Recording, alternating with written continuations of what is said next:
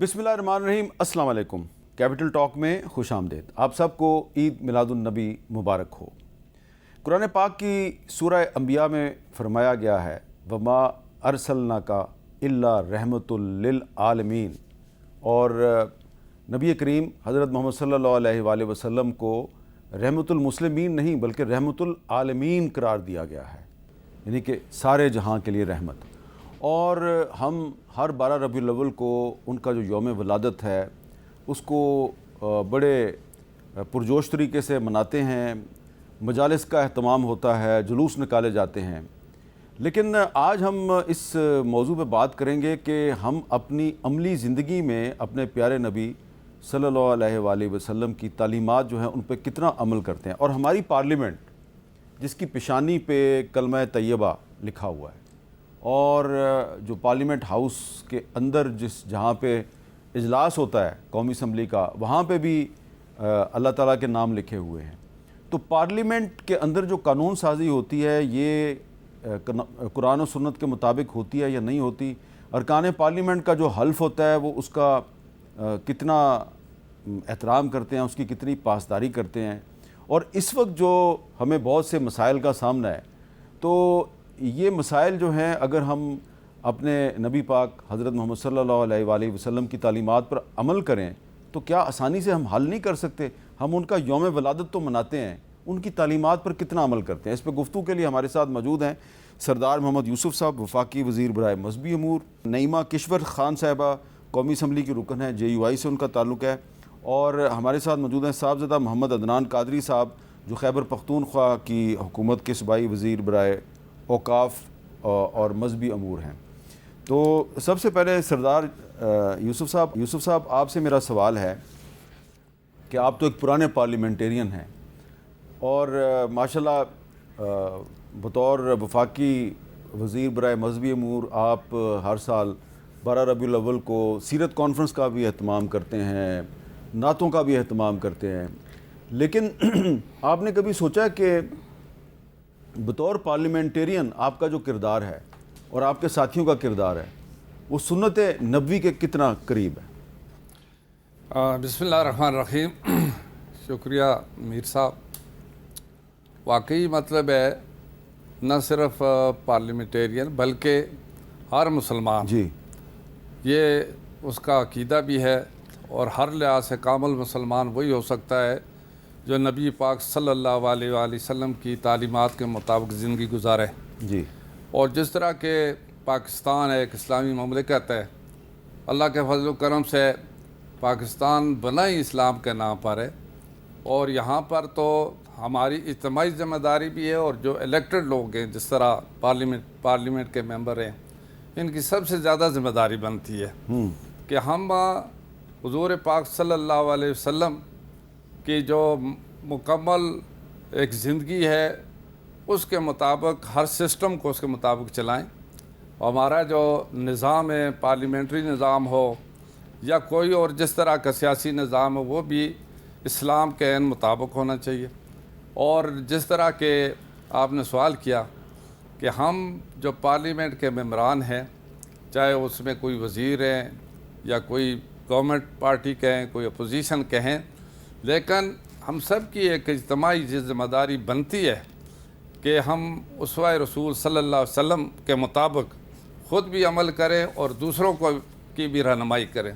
जिस तरह कि आपको पता है 1973 का जो आइन है वो एक इस्लामी आइन है, और उसमें ये इस बात की ज़मानत भी दी गई है कि कुरान और सुन्नत के मुतासादम कोई आइन क्या आर्टिकल 227 जो है वो ये कहता है तमाम मौजूदा कवानीन को कुरान पाक और सुन्नत में मुनज़बित इस्लामी अहकाम के मुताबिक बनाया जाएगा, और कोई गैर इस्लामी कानून नहीं बन सकता, खिलाफ कोई कानून नहीं बन सकता। और इस पर यानी एक इस्लामी नज़रियाती कौंसल भी बनी हुई है।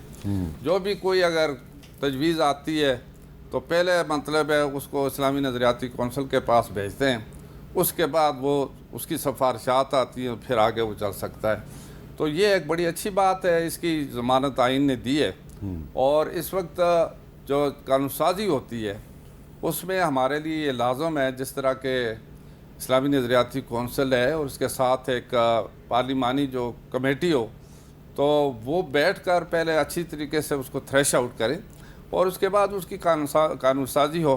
تو یہ جو آرٹیکل رکھی ہے اس سے یعنی پارلیمنٹ پابند ہوتی ہے کہ وہ اس قسم کا کوئی قانون پاس نہیں کر سکتی ٹھیک ہے، جو کہ اسلام کے خلاف ہو، جو کہ حضور پاک صلی اللہ علیہ وسلم کے جو دین اسلام ہے یا ان کے حکم کے خدا نخواستہ اس کے خلاف ہو۔ اللہ اور اللہ کے رسول کے حکم کے مطابق کی قانون سازی ہو سکتی ہے۔ اچھا جی، نعیمہ کشور صاحبہ، آپ پہلے صوبائی اسمبلی کی ممبر رہیں، آپ قومی اسمبلی کی ممبر ہیں، آپ یہ بتائیں کہ جو قانون سازی ہو رہی ہے آج کل پارلیمنٹ میں، کیا قرآن اور سنت کے عین مطابق ہے؟ بسم اللہ الرحمن الرحیم۔ بہت شکریہ امیر صاحب۔ میرے خیال میں اس وقت ہمیں ضرورت ہے کہ اس پہ عمل درآمد ہو، سنت پہ، حضور صلی اللہ علیہ وسلم کے دیے ہوئے تعلیمات پہ۔ اگر قانون سازی جس طرح آپ نے 227 کا حوالہ دیا آرٹیکل کا، اس میں یہی لکھا ہے کہ اسلامی نظریاتی کونسل جو قوانین ہے وہ اسلام کے مطابق بنانے کے لیے میرے خیال میں 10 سال کا عرصہ دیا گیا تھا کہ بنائیں گے۔ امیر صاحب مجھے بتایا جائے کہ ابھی تک اس کی کتنی سفارشات ٹیبل ہوئی؟ اس پہ قانون سازی تو دور کی بات ہے، اس پہ ڈیبیٹ بھی نہیں ہوئی، بس سفارشات آتے ہیں، ٹیبل ہوتے ہیں، اور مجھے نہیں لگتا کہ اس میں سے 5% لوگ بھی اس کو پڑھتے ہیں۔ میرے خیال میں اس وقت بہت ضرورت ہے کہ جتنی بھی اسلامی نظریاتی کونسل کی سفارشات آئی ہے اس پہ باقاعدہ ڈسکشن ہو اور اس پہ قانون سازی ہو، تب ہم جو اپنا حلف لیتے ہیں کہ ہم اسلامی تعلیمات کے مطابق اس ملک کو چلائیں گے، اللہ تعالیٰ کے قوانین، حضور صلی اللہ علیہ وسلم کے قوانین کے مطابق، اور تب ہم اپنا وہ حق ادا کریں گے۔ اسی لیے ہم نے جب 26 امینڈمنٹ ہو رہی تھی تو ہم نے اس میں بھی اس کو ڈالا کہ اسلامی نظریاتی کونسل کی جب سفارشات آئے تو کم از کم اس کو ڈسکشن ہو۔ ابھی بھی پچھلے سال بھی اسلامی نظریاتی کونسل کی سفارشات آئی ہے، اس میں بہت ساری، اور 26ویں ترمیم میں یہ بھی شامل کروایا گیا تھا کہ جو شریعت کورٹ کا جو فیصلہ ہے ربا کے شریعت کورٹ کا تھا کہ اس کے سود کے خلاف جو تھا کہ سود کا خاتمہ ہوگا، ان کا فیصلہ آیا ہے، امپلیمنٹ ابھی تک نہیں ہوا۔ ہم نے ایک ٹائم فریم دیا ہے 26ویں ترمیم میں کہ 31 دسمبر 2027 تو ذرا بتایا جائے کتنا اس پہ پیش رفت ہوا۔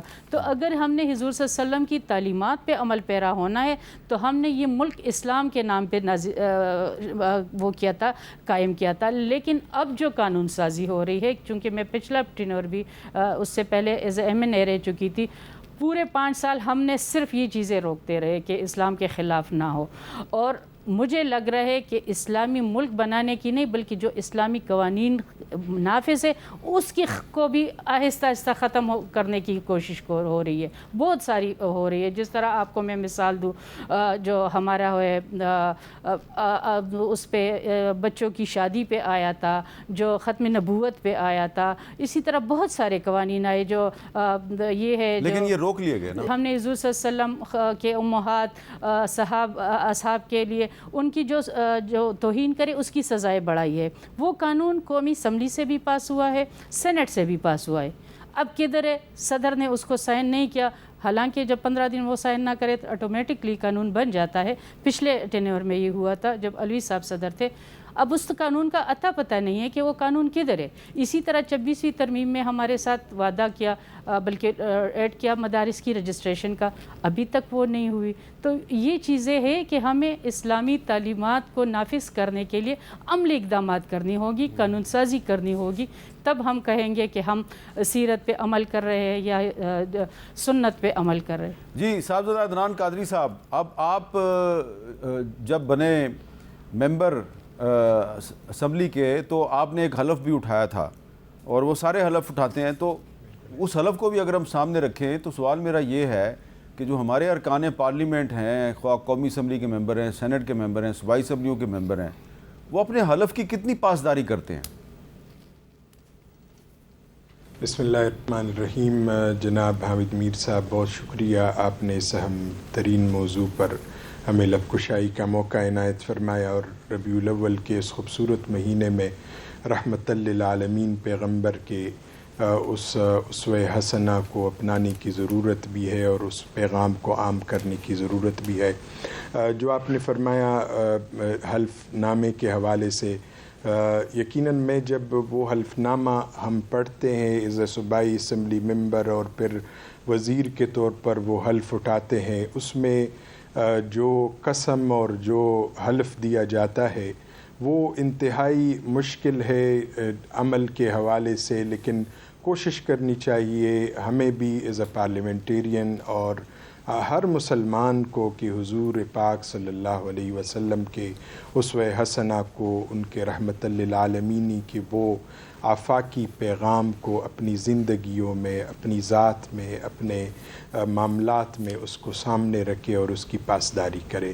اور بدقسمتی سے اس ملک میں جب قوانین اور دیگر امور کی بات آتی ہے تو ہمیشہ، بلکہ اکثر تو نہیں لیکن بعض اوقات ان کو بائی پاس کیا جاتا ہے، اور بائی پاس اس طرح ہو جاتا ہے کہ پھر دوبارہ شور مچانے پر اس میں ترمیم دوبارہ کر دی جاتی ہے۔ تو ان چیزوں کو مد نظر رکھتے ہوئے جو حضور علیہ السلام کے ذات کے متعلق، ختم نبوت کے متعلق جو قوانین ہیں، اس کی ہمیں ہر اسمبلی میں ہوتے ہوئے، ہر کیبنٹ میں ہوتے ہوئے اس کی پاسداری ضرور رکھنی چاہیے، اور خود اپنی ذات کی حد تک بھی جناب۔ اچھا سردار صاحب، ایک سوال ہے کہ آپ اپوزیشن میں بھی رہے ہیں، حکومت میں بھی ہیں۔ اپوزیشن میں جب ہوتے ہیں تو میں نے دیکھا ہے کہ کورم کی نشاندہی کی جاتی ہے۔ جی ہاں۔ تو جو کورم کی نشاندہی کا مقصد یہ ہوتا ہے کہ اجلاس برخاست ہو جائے، ختم ہو جائے۔ جی۔ تو یہ جو کورم کی نشاندہی ہوتی ہے، یہ کیا حلف جو آپ کا ہے اس کے مطابق ہے؟ یہ جائز ہے کورم کی نشاندہی، کہ صرف اس لیے کورم کی نشاندہی کی جائے کہ اجلاس برخاست ہو جائے؟ تنخواہ آپ نے وصول کرنی ہے لیکن کورم کی نشاندہی کر کے آپ اجلاس برخاست کرا دیں۔ دیکھیں جی، آپ کا بڑا اچھا سوال ہے میر صاحب۔ ایکچولی بات یہ ہے کہ پارلیمنٹ کے جو جتنے بھی الیکٹڈ ممبران ہیں، چاہے وہ اپوزیشن میں ہوں چاہے گورنمنٹ میں ہوں، ان کی یہ ذمہ داری ہے کہ قانون سازی کریں۔ پارلیمنٹ میں واقعی ان کو تنخواہیں بھی ملتی ہیں، ان کو ٹی اے بھی ملتا ہے، اور وہاں پر صرف یہ اس خاطر کہ کورم پوائنٹ آؤٹ کر کے اجلاس کو برخاست کرا دیا جاتا ہے۔ تو یہ میں سمجھتا ہوں اپنی ذمہ داری سے انحراف ہے۔ میری ذاتی رائے بالکل ہے کہ اپنی ذمہ داری سے انحراف ہے۔ دیکھو، اپوزیشن اور گورنمنٹ دونوں اس کا پارلیمنٹ کا حصہ ہے، اور دونوں کی ذمہ داری بنتی ہے۔ ہاں، اگر کوئی واقعی جس طریقے سے اگر کورم پورا نہیں ہے، وہ اگر پوائنٹ آؤٹ کیا جاتا ہے تو یہ بھی اچھی بات ہے کہ کیوں لوگ نہیں آئے، ان کو آنا چاہیے۔ لیکن اگر کورم بھی پورا ہو، صرف پوائنٹ آؤٹ کر کے اپوزیشن چلی جائے اور مطلب کورم کی وجہ سے اجلاس ختم کرا دیا جائے، تو میں سمجھتا ہوں کہ یہ زیادتی ہے اور یہ نہیں ہونا چاہیے۔ اچھا نعیمہ کشور صاحبہ، میں ذرا یہی سوال آپ سے ذرا مختلف انداز میں کرتا ہوں۔ آپ جس پارلیمنٹ میں داخل ہوتی ہیں، جس کی آپ ممبر ہیں، اس کی پیشانی پہ کلمہ طیبہ لکھا ہوا ہے، لا الہ الا اللہ محمد رسول اللہ۔ اندر جس ایوان کے نیچے آپ بیٹھتی ہیں کرسی پہ، اس کے اوپر چھت پہ آیات بھی لکھی ہوئی ہیں، اللہ تعالیٰ کے نام بھی لکھے ہوئے ہیں۔ تو ہم تو پریس گیلری میں بیٹھے ہوتے ہیں، تو سم ٹائمز میں تو پریس گیلری میں بیٹھ کے بڑا خوفزدہ ہو جاتا ہوں کہ یہ نیچے جو کچھ ہو رہا ہے، دشنام ترازی، الزام بازی، گالی گلوچ بھی ہوتی ہے۔ تو آپ کو کبھی کبھی ڈر نہیں لگتا کہ اوپر بھی اللہ کا نام ہے، باہر بھی کلمہ طیبہ لکھا ہوا ہے، اندر جس قسم کا ماحول ہوتا ہے، بطور ممبر آپ کا دل گھبراتا نہیں ہے؟ دیکھیے امیر صاحب، یہ لکھا اس لیے گیا ہے، یہ جو اقدامات ہے یہ ہمارے بڑوں نے کیوں کیا؟ یہ 73 کے جو آئین ہے، قرآن کے بعد یہ ایک متفقہ آئین ہے پاکستان میں۔ اس میں یہ شکیں کیوں ڈالی گئی؟ اس لیے کہ ہم ایک مسلمان ملک ہے اور یہاں پہ اسلامی قانون سازی ہوگی، اور یہ جو پارلیمنٹ کے ماتھے پہ لا الہ الا اللہ لکھا ہے، اس کا مطلب یہ کہ جب ہم قدم رکھتے ہیں تو ہمیں یہ سوچ کر اور یہ سمجھ کر جانا ہے کہ ہم نے ایک اسلامی ملک کے لیے ایک اسلامی قانون سازی کرنی ہے۔ لیکن جس طرح آپ نے کورم کا کہا، کورم بھی میں اس کو اس انداز سے غلط نہیں سمجھ رہی، یہ حکومت کو احساس دلانا ہوتا ہے کہ آپ اپنی ذمہ داری پوری کریں، ممبران کو حاضر کریں اور منسٹر کو بھی حاضر کرے۔ لیکن یہ پہلے، اگر آپ بھی بڑے عرصے سے اس پارلیمنٹ سے وابستہ ہے، ہم بھی ہے، یہ پہلے کبھی کبھی ہوتا تھا، اب عادت بن چکی ہے۔ اب لوگ عادتاً اور بس ایک شغل لگایا ہوا ہے اور کورم پوائنٹ آؤٹ ہوتے ہیں۔ تو ضروری نہیں، اگر آپ دیکھیں تو باہر کے پارلیمنٹوں میں بھی کورم کا وہ ہوتا ہے، ہمارے بھی ہوتا ہے، لیکن ایک تو अगर आप देखें तो हुकूमती मेंबरान संजीदा नहीं है कि वो आए। पता नहीं, मैं तो सोचती हूँ जब उधर बैठी होती हूँ कि ये कितना स्ट्रगल करते हैं इस ये चीज़ के मैंने लिए। सवाल इसलिए किया है कि हुकूमती बेंचों पे बैठी हुई पार्टियां जो हैं, वो बुरा नाम नहीं, वो अपोजिशन की तरफ किसी को आंख मारते हैं हाँ बिल्कुल, और उधर से वो कोरम पॉइंट आउट होता है और सारे निकल। अब परसों जो थी इत्तेहादी जमात हमारे साथ निकल गई, कोरम के क्यों टूटा? इत्तेहादी भी हमारे साथ निकल गई जब कोरम वो हो गया। हमारी जमात के जितने हमारे मेंबरान थे, हमने इसको पॉइंट ऑफ आर्डर पे भी उठाया कि प्राइवेट मेंबर डे है, प्राइवेट मेंबर्स ने इतने मेहनत से कवानीन लेके आए हैं, तो क्यों आप प्राइवेट मेंबर डे को वो ले लेते हो? पिछला भी इसी तरह हुआ, तो सारे इस पे खामोश थे, मैं अपोजिशन और गवर्नमेंट दोनों का, कि क्यों उसको वो कर दिया गया है और बस सिर्फ पॉइंट ऑफ आर्डर पे सिर्फ तकरीरें चल रही थी। तो वो जो आप कह रहे कि ऊपर अल्लाह के नाम है, आप तो ये भी देख रहे होंगे कि कसम लेते हैं कि 99 नाम लिखे, मैं उसके नीचे खड़ा होकर बात करता हूँ, लेकिन समझते नहीं है कि हम क्या रहे, हम कर क्या रहे। तो मेरे ख्याल में इसकी मेंबरान को भी ज़िम्मेदारी लेने चाहिए और आवाम को भी ज़रा अपने मेंबरान से वो करने चाहिए। हम सब की ज़िम्मेदारी, गवर्नमेंट की भी, अपोजिशन की भी। अच्छा अदनान कादरी साहब, इस्लाम जो है वो अमन का और सलामती का मज़हब है, और नबी करीम हज़रत मोहम्मद सल्लल्लाहु अलैहि वसल्लम जो हैं उन्होंने हमें इंसाफ कायम करने की तलकीन की है, ख़ास तौर पे जो लोग हुकूमत में होते हैं। तो यहाँ पे मेरे साथ एक वफाकी वज़ीर साहब तशरीफ़ फरमाया, आप सूबाई वज़ीर हैं, तो ये वफाकी हुकूमत का हिस्सा है, आप सूबाई हुकूमत का हिस्सा है। हमारी जो हुकूमतें हैं, वफाकी हुकूमत और सूबाई हुकूमत, वो आवाम को इंसाफ मुहैया करने में कहाँ तक कामयाब हैं? मीर साहब, पहले वो कोरम के हवाले से एक बात इजाफ़ा करना चाहूँगा। सूबाई असम्बली, हमारे केपी असम्बली में इससे भी आगे का काम होता है। अच्छा, एक ख़ातून है, वो उठती है और कोरम की निशानदेही करती है और साथ ही अपने साथ 20 मेंबरान को उठा देती कि बाहर चले जाए आप लोग, ताकि उस गिनती में वो शुमारी ना हो।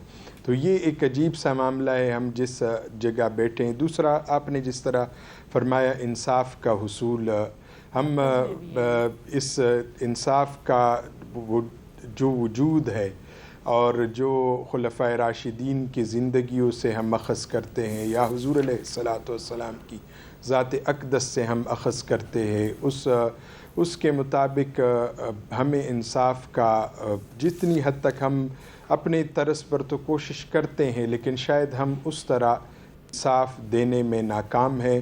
सिर्फ़ पार्लियामेंट ही नहीं बल्कि अदालतें इससे 2 कदम आगे हैं।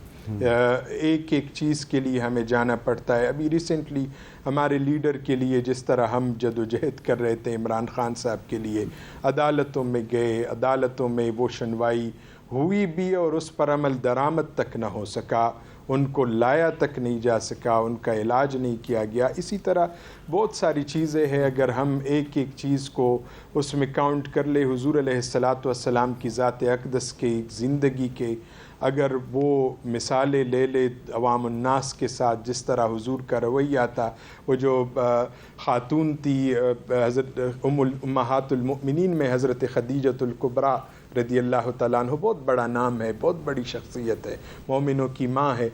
उन्होंने हुज़ूर अलैहिस्सलातु वस्सलाम से जब उनका आखिरी वक्त आया हज़रत खदीजतुल कुबरा रदी अल्लाह तआला अन्हा का, तो उन्होंने हुज़ूर से कहा कि या रसूल अल्लाह, आपकी चादर मुबारक चाहिए कफ़न के लिए।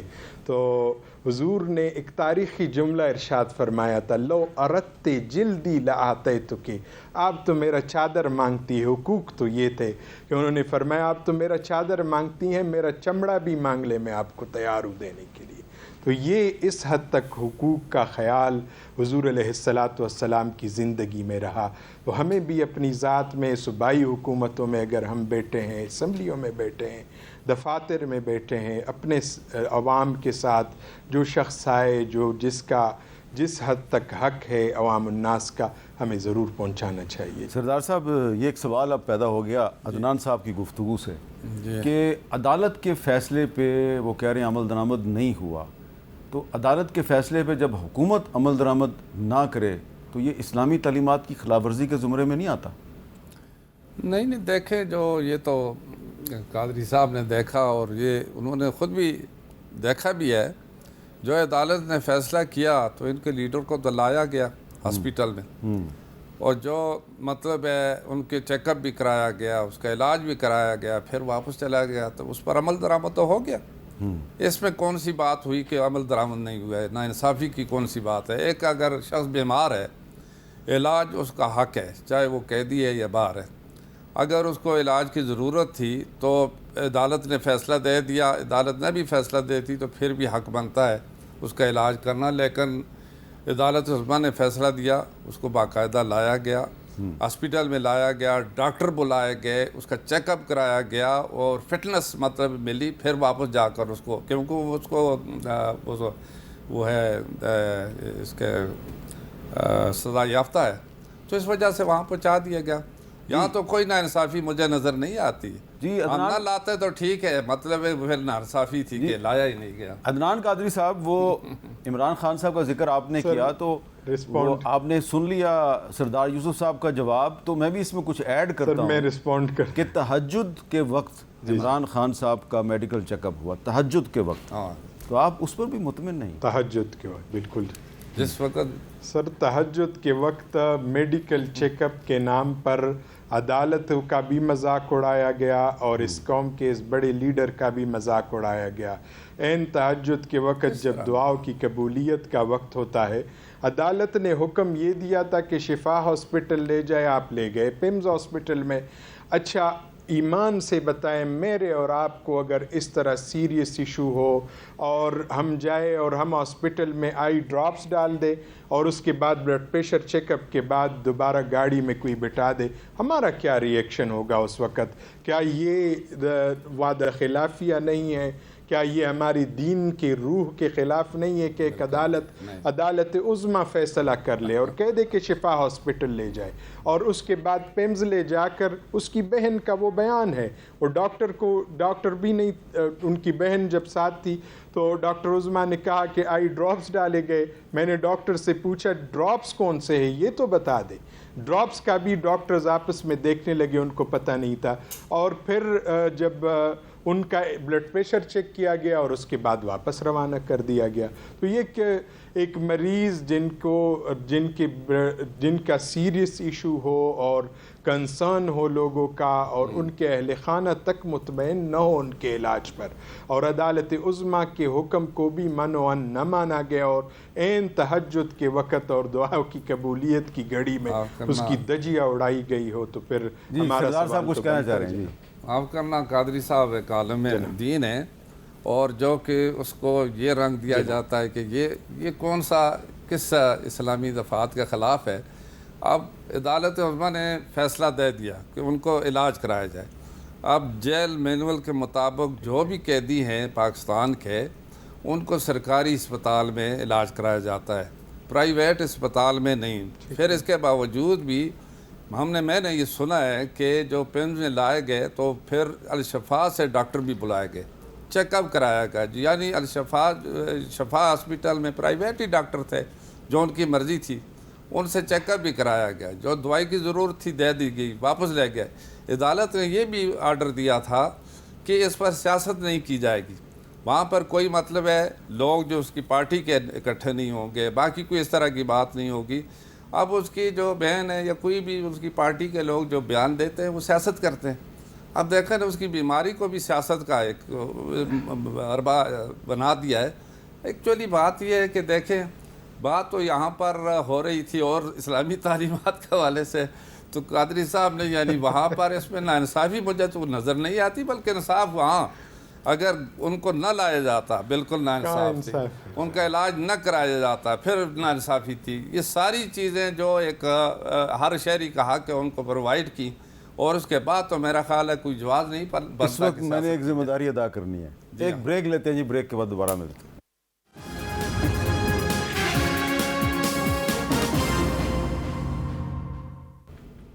کیپٹل ٹاک میں دوبارہ خوش آمدید۔ نعیمہ کشور صاحبہ، اب کیونکہ بات جو ہے وہ سیاست کی طرف چلی گئی ہے، تو یہ جو آپ کی جماعت جو ہے وہ اب باقاعدہ پارلیمنٹ کے اندر ایک اپوزیشن اتحاد میں شامل ہو گئی ہے، اس کے بعد جو صورتحال بننے والی ہے، تو آپ کو لگتا نہیں ہے کہ جو ایک دوسرے پہ الزام تراشی ہے، دشنام ترازی ہے، اس میں بہت اضافہ ہوگا اور ہم یہ نہیں کہہ سکتے کہ یہ اسلامی جمہوریہ پاکستان کی پارلیمنٹ ہے؟ دیکھیے میرے خیال میں ہم ہر چیز کو نیگیٹو میں نہ لیں. اگر یہ اتحاد بنا ہے تو اس سے میرے خیال میں دشنام ترازی اور وہ جو غل غپڑا سارا دن ہوتا تھا اس وہ کم ہوگا. اب ہم سیریسلی اپوزیشن مل کے جو قانون سازی ہو رہی ہے، حکومت کو کوشش کریں گے کہ ٹف ٹائم ان معنوں میں کہ جو بھی قانون سازی ہو ہم اس کے لیے مشترکہ طور پہ لائحہ عمل بنائے، اس میں پازیٹیو کردار ادا کرے. آپ نے دیکھا ابھی بہت سارے بل ایسے آئے کہ رول سسپینڈ کر کے اسی وقت لائے، اسی وقت پاس کی، اور ساری اپوزیشن بس صرف واک آؤٹ کی حد تک رہی. اور ہم 2-3 لوگ جو JUI سے تعلق رکھتے ہیں، ہم امینڈمنٹ دیتے اور ہم کرتے، باقی اپوزیشن وہ کردار نہیں. تو میرے خیال میں جو یہ اتحاد ہے یہ حکومت کے لیے بھی اچھا ہے کہ ان کو اچھی چیزوں کے لیے ہم پوائنٹ آؤٹ کریں گے، جو بھی اسمبلی کی کارروائی ہوگی اس کے لیے، اور جو اپوزیشن ہوگی وہ بھی متحد ہوگی اور عوام کا اس کے فائدہ ہوگا، کیونکہ جو عوام کے مسائل ہے اب وہ ایڈریس ہوں گے. اچھا، کیونکہ جو یہ فیشن بناتا جس طرح ایک سوال مجھ سے بہت سے لوگ کرتے ہیں، تو میں چاہتا ہوں، میں تو جواب دے دیتا ہوں جتنی میری کیپیسٹی ہے میں اس کا جواب دے دیتا ہوں، لیکن میں چاہتا ہوں اب یہ سوال میں آپ سے کرتا ہوں، آپ جواب دیں. پہلے جب سردار یوسف صاحب کی جماعت جو ہے اپوزیشن میں تھی تو اس زمانے میں مولانا فضل الرحمان صاحب جو ہیں وہ ادھر شہباز شریف صاحب کھڑے ہوتے تھے، ادھر بلاول صاحب کھڑے ہوتے تھے، PDM بنائی گئی، ایک تحریک چلائی گئی عمران خان کے خلاف. اس کے نتیجے میں پھر تحریک عدم اعتماد آئی اور عمران خان کی حکومت کو گرا دیا. اب کل ہم نے وہی منظر دیکھا کہ وہی مولانا فضل الرحمان صاحب ہیں، تو اس طرف تحریک انصاف کی لیڈرشپ کھڑی ہے، ادھر محمود اشرف صاحب کھڑے ہیں، اور تقریباً وہی باتیں ہو رہی ہیں جو پہلے عمران خان کی حکومت کے خلاف کہی جا رہی تھی. تو ایک دینی جماعت کے قائد ہونے کے لحاظ سے اور ایک دینی جماعت کے ممبر پارلیمنٹ ہونے کے لحاظ سے آپ اس کو کیسے جسٹیفائی کریں گے کہ ایک دینی جماعت جو ہے وہ پہلے شہباز شریف کے ساتھ کھڑی تھی، اب وہ عمران خان کے ساتھ کھڑی ہے، اس کو ہم جسٹیفائی کیسے کریں گے؟ دیکھیے آپ نے خود کہا مولانا صاحب وہی کڑے ہیں، بندے تبدیل ہو گئے. ہمارا جو سٹانس تھا ہم اسی پہ کڑے ہیں. ہم نے PDM بنایا، پاکستان ڈیموکریٹک موومنٹ، آئین کی بحالی کے لیے. بندے بدل گئے، شاید ان کو کچھ اچھا نظر آ گیا، وہ اس طرف چلے گئے. جو ہمارے پیچھے جن کو نہیں ملا وہ ہمارے ساتھ. تو مولانا صاحب جہاں تھے وہ شروع دن سے وہیں پہ کڑے ہیں، وہی ان کا سٹانس ہے کہ آئین کی بحالی ہو، آئین کی عملداری ہو، دستور پہ عمل درآمد ہو، اسلامی تعلیمات کی نفاذ ہو، پارلیمنٹ کو مضبوط بنائے، جمہوریت کو مضبوط بنائے، عوام کے جو حقوق ہے وہ دیے جائے. تو مولانا صاحب یا JUI اپنی جگہ پہ کڑی ہے، وہ نہیں ہلی. لیکن آپ ان جماعتوں سے پوچھیں کہ کیا دیکھ کے آپ ادھر گئے، ادھر چھوڑ دیا، اور کیا ان کو نہیں ملا وہ پیچھے کھڑے ہو گئے. پوچھ لیتا ہوں میں. عدنان قادری صاحب، آپ کی جماعت ماضی میں مولانا فضل الرحمان صاحب پر کافی الزامات لگاتی رہی، مسلم لیگ نون بھی ایک زمانے میں لگاتی تھی. ان کے بارے میں ایک جو بہت ہی ناقابل بیان قسم کا یا ناقابل اشاعت ایک لفظ بولا جاتا تھا، مولانا کے ساتھ ایک لفظ بولا جاتا تھا، وہ مسلم لیگ نون والوں نے ہی شروع کیا تھا، پھر بعد میں انہوں نے ان کو PDM کا سربراہ بنا لیا. لیکن پھر ہم نے دیکھا کہ وہ تحریک انصاف جو مولانا صاحب پہ بہت تنقید کرتی تھی، اب انہوں نے بھی مولانا صاحب کو گلے لگا لیا ہے. تو یہ سوال آپ سے اس لیے پوچھ رہا ہوں کہ نعیمہ کشور صاحبہ کہہ رہی ہیں کہ بھئی ان سے پوچھو جنہوں نے اب مولانا صاحب سے رجوع کیا ہے. اس کو آپ کیسے جسٹیفائی کریں گے ایک عالم دین کی حیثیت سے؟ گزارش یہ کہ ایک دوریہ اگر ختم ہو جاتی ہے آپس میں، اور جو نفرتیں ہیں وہ یقیناً آپ ٹھیک فرما رہے، ہمارے آپس میں ایسے الزامات لگے، سیاسی الزامات تھے، اور بعد میں مان بھی لیے گئے مولانا صاحب کی طرف سے کہ یہ سیاسی بیان تھا. اسی طرح ہمارے بہت سارے بیانات ان کو ناگوار گزرے ہوں گے، لیکن ہم اب ایک اچھے اقدام کی طرف آ گئے ہیں اور ایک اچھا قدم کر رہے ہیں، ایک بہتری کی طرف جا رہے ہیں. تو اس میں مزید میں کوئی ایسی اس میں بات نہیں کرنا چاہتا کہ جس سے کوئی بدمزگی پیدا ہو، لیکن بہتر یہ ہے کہ ہم اچھائی اور احترام اور بہتری کا وہ تعلق قائم رہے اور اسی طرح رہے. اور مولانا صاحب کا ادھر آنا اور ہمارے ساتھ بیٹھنا یہ تو بہت پہلے ہونا چاہیے تھا کہ ایک ہمارا آپس میں ایک اچھے لوگوں کی طرف ان کی آمد ہو اور ہمارا بھی رجحان ایک بہتری کی طرف ہو. بڑی دیر کر دی مہرباں آتے آتے، تو انہوں نے دیر کر دی، لیکن بہرحال اندیر نہیں. انشاءاللہ آگے بہتری کی طرف چلیں گے اور ان کی سیاسی بصیرت سے فائدہ اٹھائیں گے ہماری پارٹی. اگرچہ دل میں ہزار اختلاف بھی ہوں گے، گلے شکوے بھی ہوں گے، ان کے بیانات ہمارے بیانات، ان کے بارے میں الفاظ ہمارے الفاظ، اس میں بہت ساری چیزیں اس پر ڈیبیٹیبل ہے، لیکن اس ڈیبیٹ میں جانا نہیں چاہتے. جس بہتری کے ٹریک پر گئے ہیں اسی ٹریک پر رہنا چاہتے ہیں. اس میں میں عرض کروں، دیکھیے آپ نے کہا ایک عالمی دین کے، مولانا صاحب ایک عالمی دین ہے، لیکن اس وقت سب سے بڑے پاکستان کے لیڈر بھی ہے. سب سے جو بڑا لیڈر ہے اس وقت کوئی کنسیڈر کر سکتے تو وہ مولانا صاحب ہے. ہمارا جتنا اپوزیشن میں ایک کردار ہے یا متحدہ اپوزیشن ہے، آپ اگر دیکھیں مولانا صاحب کا کردار تو نون لیگ کے ساتھ بھی ادب و احترام کا رشتہ اب بھی ہے، اپوزیشن میں ہوتے ہوئے پیپلز پارٹی کے ساتھ بھی ہے، اور اب پی ٹی آئی کے ساتھ بھی ہے. تو یہی میں عرض کر رہی تھی کہ ہم اچھائی کی طرف جا رہے ہیں. ایک ادب احترام اپنی جگہ تمام جماعتوں کا، اور ایک سیاسی جو ہمارا وہ ہے ایز اے پوزیشن میں وہ ایک اپنی ہوگی. تو جو آپ شروع میں کہہ رہے تھے کہ وہ بڑھے گی، وہ چیز وہ بڑھے گی نہیں. اب ایک احترام کے ساتھ اور اچھی لیجسلیشن کی طرف اور اچھے جو پارلیمانی کردار کی طرف ہم متحدہ پوزیشن میں جائیں گے. سردار یوسف صاحب، نقصان نہیں ہوا آپ کو؟ مولانا فضل الرحمان آپ سے چلے گئے.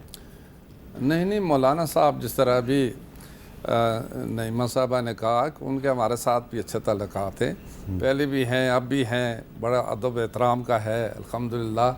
اور جو آپ نے دیکھا 26ویں ترمیم میں 27ویں ترمیم نے انہوں نے جو رول ادا کیا بڑا اچھا مثبت رول تھا. اور جو یہ سب سے زیادہ الحمدللہ ہمیں تو بڑی خوشی ہوئی جو کہ مولانا صاحب کے خلاف جو زبان استعمال کرتی تھی جو پارٹی، جو الزامات لگاتی تھی، آج وہ اعتراف کر رہے ہیں نہیں جی انہوں نے تو غلط کیا تھا، غلط الفاظ استعمال کیے تھے. یہ اچھی بات نہیں ہے. یہ اچھی بات ہے. ان کو کم از کم ان کو تھوڑی بہت اصلاح ہوئی ہے، یہ اعتراف کرتے ہیں تو ہم تو کہتے ہیں اچھی بات ہے. کوئی ایسی زبان استعمال نہیں کرنی چاہیے کسی کے خلاف کہ کل مطلب ان کو ندامت بھی اٹھانی پڑی اور انہوں نے معافی بھی مانگی، تو اچھی بات ہے. چلیں جی ایک اور بریک لے لیتے ہیں، بریک کے بعد دوبارہ.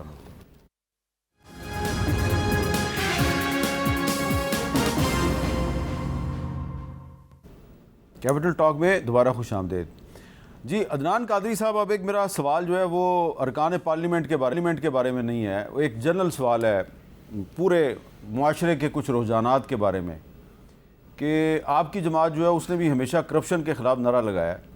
اور پاکستان میں اگر ہم دیکھیں ٹرانسپیرنسی انٹرنیشنل کا جو کرپشن انڈیکس ہے اس میں پاکستان کی جو حالت ہے، کوئی پوزیشن کوئی اتنی اچھی نہیں ہے.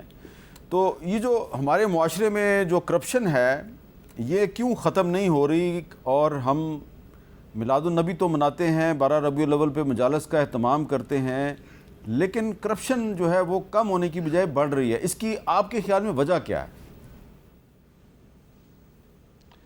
دیکھیں امیر صاحب، کرپشن کا جس طرح ہماری جماعت کا بھی نعرہ ہے اور عمران خان صاحب کا بھی یہ ہے، لیکن سب سے بڑھ کر کائنات کے سب سے بڑے رہبر اور لیڈر کائنات میں حضور نبی کریم خاتم المرسلین صلی اللہ علیہ وسلم سے زیادہ نہ بڑا رہبر اور لیڈر آیا کائنات پہ. ان کی ذات کا جس طرح ہمیں ان کی زندگی سے اس دن کے مناسبت سے یہ عہد ضرور کرنا چاہیے کہ ہم اس طرح کے کرپٹ پریکٹسز، خواہ اپنے کام کے حوالے سے ہو، خواہ مالی بدعنوانی ہو، خواہ دیگر امور ہو، اس میں حضور علیہ الصلاۃ والسلام کی سیرت طیبہ، حضور علیہ الصلاۃ والسلام کی ذات والا صفات کو مد نظر رکھتے ہوئے اور ان کے صحابہ کے احکامات کو دیکھتے ہوئے وہ چیزیں اپنانی چاہیے اور وہ سیرت اور کردار اپنانا چاہیے کہ جو معاشرے میں بگاڑ کے بجائے بہتری کی طرف ہم جائے اور اسی سے کرپشن کا بھی خاتمہ ہو جائے۔ لیکن بدنصیبی یہ ہے کہ جو انڈیکس آتے ہیں، جو شماریات آتے ہیں، اس میں پاکستان کا وہی ہمیشہ کرپشن میں اوپر نمبر آتا ہے۔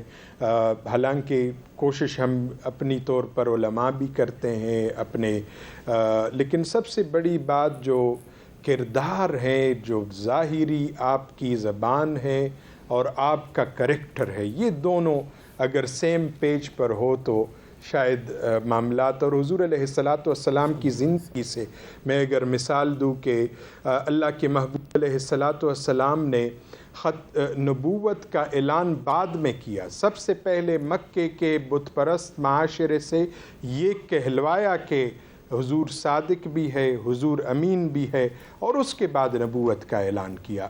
یعنی کریکٹر اور کردار کے طور پر سب سے پہلے معاشرے میں اپنے آپ کو پیش کر دیا اور اس کے بعد نبوت کا اعلان کر دیا۔ ہمیں بھی اسی طرز عمل کو، کردار کو سب سے پہلے، وہ جو علامہ اقبال نے فرمایا تھا، حسن کردار سے نور مجسم ہو جا کہ ابلیس بھی تجھے دیکھے تو مسلمان ہو جائے۔ یہی کردار اپنانا چاہیے حضور علیہ الصلوۃ والسلام۔ صداقت اور امانت یہ کم کیوں ہو رہی ہے؟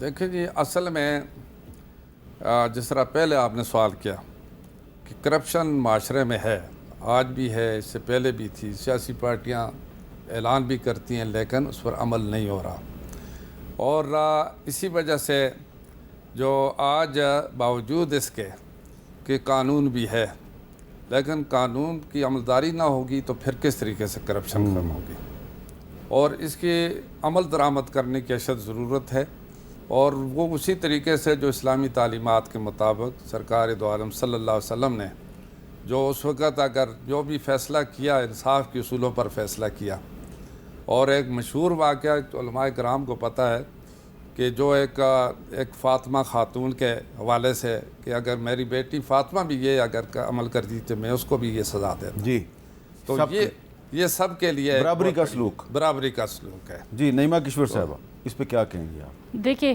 کرپشن میں آپ نے انڈیکس بھی کی، عدلیہ میں ہمارا 139 نمبر ہے، جینڈر پیرٹی میں 148 میں سے ہمارا 148 نمبر ہے خواتین کے حوالے سے، اور پرسوں میں ایک دیکھ رہی تھی کہ انہوں نے کہا کہ ہمارے پاس وہ نہیں ہے کہ کیا صوبوں سے ہمارے پاس ڈیٹا نہیں ہے، اگر ڈیٹا بھی آ گیا تو وہ کہہ رہے کہ 0.5% سے زیادہ نہیں بڑھے گا۔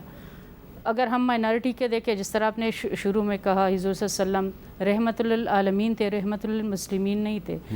اس ملک جو بنا ہے تو ہم نے اقلیتوں کو بھی وہی حقوق دینے، اس میں بھی ہمارا یہ حال ہے، تو ہمیں سوچنا ہوگا کہ ہم کس طرف جا رہے ہیں۔ کرپشن انڈیکس میں ہمارا یہ ہے، عدلیہ میں ہمارا 1% 130واں نمبر ہے 139 میں سے، جینڈر پیرٹی میں ہم 148 میں سے 148واں نمبر ہے ہمارا، بالکل لاسٹ پہ ہم ہے۔